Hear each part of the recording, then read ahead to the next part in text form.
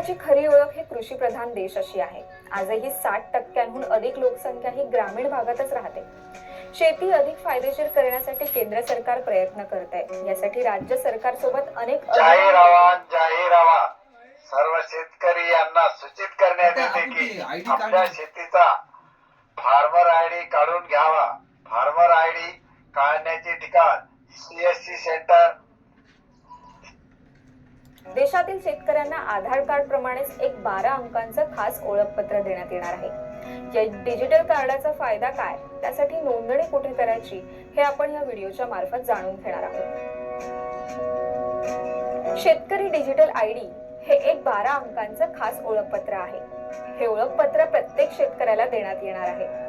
ही ID शेतकऱ्यांसाठी एक digital ID card म्हणून वापरता येईल। शेतकऱ्यांपर्यंत सरकारी योजना आणि सेवांचा फायदा।